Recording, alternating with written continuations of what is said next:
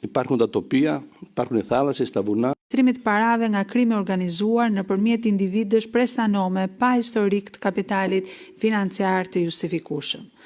Në këto 12 vite nuk ka pasur një strategji afatgjatë dhe politika të ndërmarra me një natyrë që të favorizonin biznesin dhe të rrisnin turizmin, por ka pasur natyrë favorizuese në politikat e ndërmarra për të fuqizuar klientët e pushtetit në tokat publike me ligjin e investimeve strategjike. Shqipëria ka ndryshuar ligjin e zonave të mbrojtura. Në fakt i heq mbrojtjen këtyre zonave dhe ju hap rrugë ndërtimit të komplekseve, të vilave, hoteleve, resorteve dhe në fakt është ana tjetër e ligjit të investimeve strategjike. Ligji i ri i zonave të mbrojtura sjell pasoja degraduese në mjedis, si dhe shkel nenin 108 të marrëveshjes të stabilizim asocimit, dispozitë e cila i referohet degradimit mjedisor. Ligji për herë të parë nuk synon për afrim me legjislacionin e Bashkimit Evropian, por bën të kundërtën, ka një efekt përlargues me legjislacionin e Bashkimit Evropian. Opozita e ka çuar këtë ligj në gjykatën kushtetuese dhe pret të shqyrtohet në ditët në vijim. Në të gjitha progres raportet për Shqipërinë, gjithmonë ngrihet një shqetësim themelor, është ai i ndërtimit të aeroportit Vlorës në një lagun, në një zonë të mbrojtur dhe kërkohet ndërhyrje për të ndërtuar në një zonë tjetër e cila nuk dëmton natyrën. Parlamenti tashmë ka kthyer në traditë që ka formalitet në praktikat e konsultimit publik, ku asnjë nga sugjerimet e shoqërisë civile, ekspertëve, faktorëve social nuk merret parasysh. Ligjet kalojnë siç vinë nga qeveria dhe shpesh janë ligje me porosi nga klientët e pushtetit.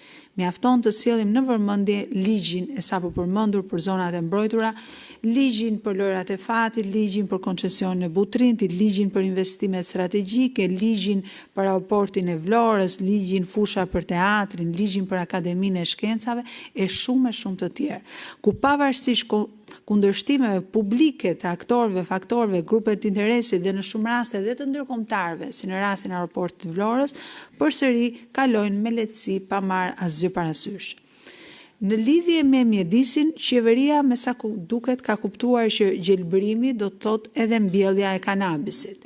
Në vitin elektoral u përcaktuan të mbillen të paktën 1 miliard e 200.000 rrënjë kanabis sa kur ndonjëherë në histori. Dhe të gjitha tashmë nuk janë më bim klandestine, por do të jenë bim të mbjella me certifikat shteti. Qeveria ka shpërndarë në mënyrë të palishme leje për mbjelljen e mbi 29.000 hektarëve drogë, ndërkohë që ligji që kaluan vet parashikonte vetëm 200 hektarë në total. Ky veprim është përdorur si një formë blerje masive votash në kundërshtim me ligjin dhe konventat ndërkombëtare. Kriter i rëndësishëm mbetet menaxhimi i mbetjeve dhe ndotja. Në Shqipëri ka mungesë në një sistem efektiv për menaxhimin e mbetjeve dhe ndotja e mjedisit është problem themelor, sidomos në Bregdet dhe në zonat e mbrojtura. Ky problem është përmendur dhe në raportin e Bashkimit Evropian, i cili vë në dukje ndikimin negativ të ndotjes edhe në perceptimin e Shqipërisë si një destinacion i pastër dhe natyror.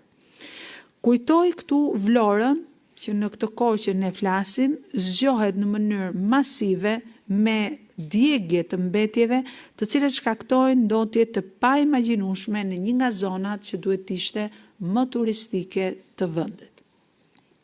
Në Shqipëri u harxhuan miliona euro dhe vazhdojnë të harxhohen për futjen e metodës së incenerimit.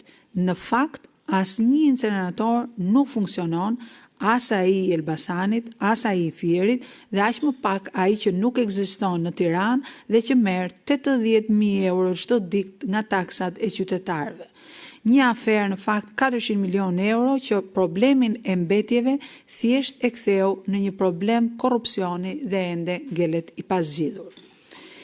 Qeveria me politikat e ndërmarra tregon qartësisht që nuk ka shqetësim mjedisin dhe as prioritet turizmin dhe zhvillimin e qëndrueshëm, por ka shqetësim pasurimin e klientëve dhe oligarkëve që ju sigurojnë para dhe vota dhe prioritet mbajtjen e pushtetit me çdo kusht. Shumë faleminderit. Faleminderit zonja Zhupa.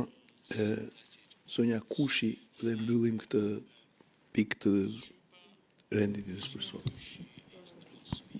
What do you mean no? No,